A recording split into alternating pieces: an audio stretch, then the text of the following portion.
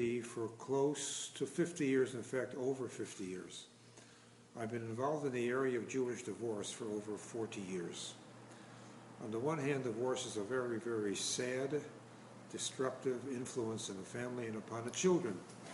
On the other hand, Rabbi Leibowitz, the Rosh Yeshiva in New York, said that divorce is among the chasodim of Hashem Yisborach. Chasodim means among the kindnesses of Hashem, because when people cannot be together in the home, it is far better for them and the children to move away amicably and begin life again. And that's where I come in. I am somehow involved in the area of Jewish divorce and have been involved in this area for over 40 years.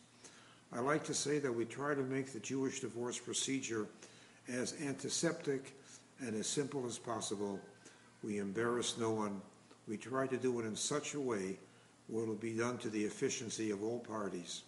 If they can come together for the get, better yet. If not, we do things in such a way that as long as the parties agree for a Jewish divorce can be taken care of and can be done.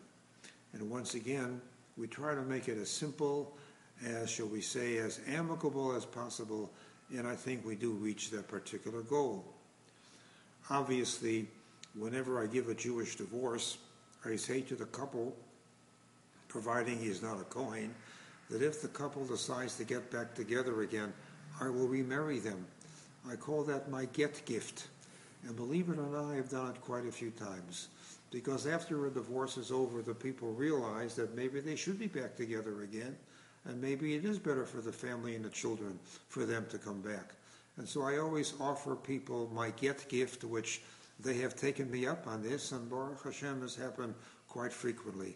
And this way, when we offer them the get gift, it makes the divorce procedure a little bit less painful, because they know that there is a chance, once again, for them to get back together if they should wish to do so, providing, of course, that the man is not a Kohen, and providing, of course, that the lady hasn't married someone else in the meantime. And Baruch Hashem, I'm also involved a little bit in family counseling. Oftentimes when I see a family coming in for a Jewish divorce, and I intuit that they really do not want the divorce, but they're trying in some way to reach out to a rabbi and say, please help us, we need this. And oftentimes I do spend quite a few hours with people trying to convince them that maybe there is a better way out. Maybe they should go to counseling, and oftentimes it does help.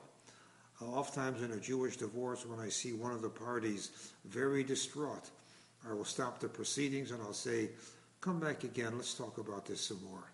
And this way we try to make it a little bit more in the concept of Shalom ben ish l'chavero, which of course is a very important aspect of Jewish law.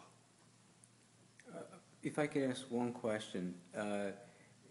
You've been involved in the community for many years. Unfortunately, the statistics in Jewish families is not that far below what the incredible national averages are of almost 40-50%. Is there still a perceived stigma in the community to people who are divorced from, and what is there to say about that? I don't know. Well, first of all, before I answer your question, let me just make a very important point that people should know about this, and then I will answer your question. The Jewish divorce is simply a document written in Hebrew and in Aramaic.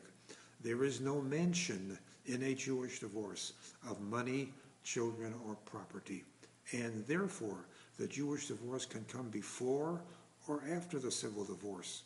And in fact, I recommend a Jewish divorce come before the civil divorce, because oftentimes during the civil divorce proceedings, people feel they've been hurt unjustly.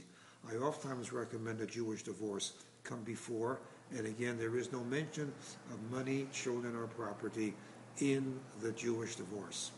Coming to answer your question, unfortunately, we live in a society where any television show you see, any newspaper you pick up, any magazine you read, talks about couples who have decided to separate their lives.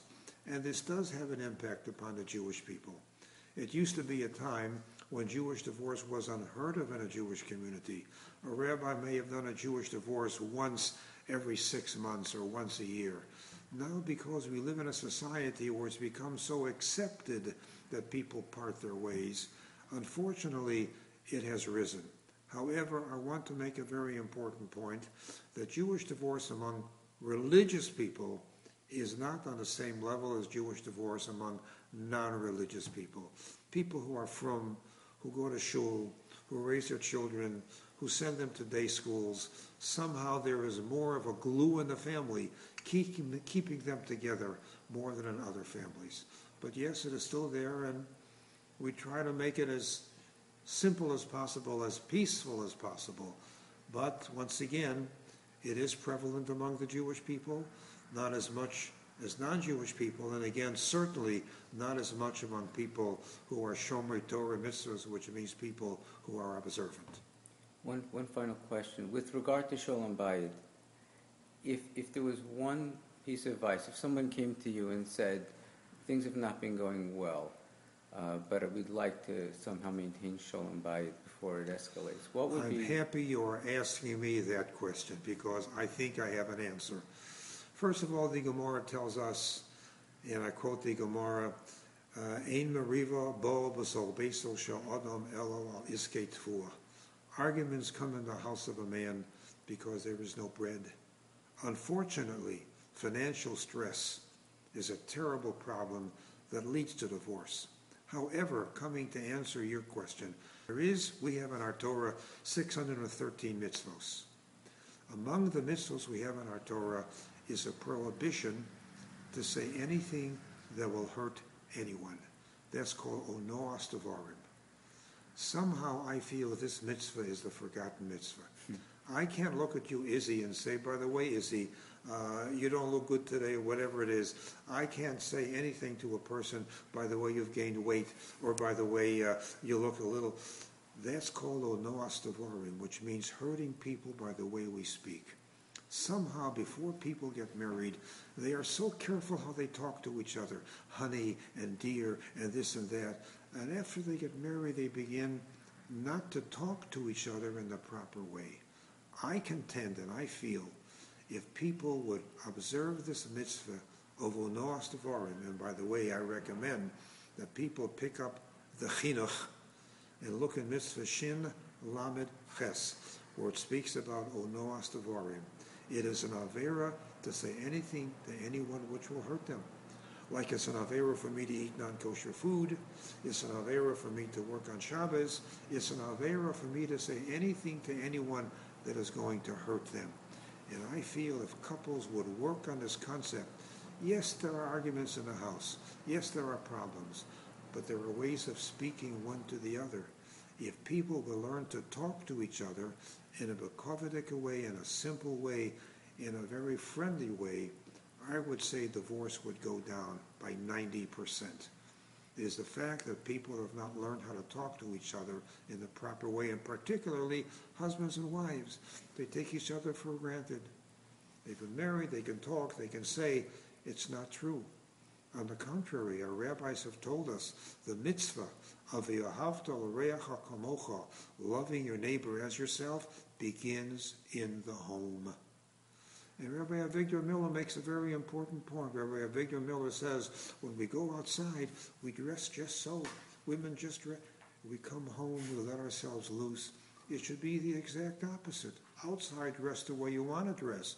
In the home, be meticulous, be beautiful, be handsome for your husband or wife. And particularly, I contend, if people would observe the mitzvah of knowing how to talk to each other without, shall we say, giving them a shtoch, giving them a stab, I would say divorce would go down 90%. Shkoch Rav. Thank you. Have a good Shabbos.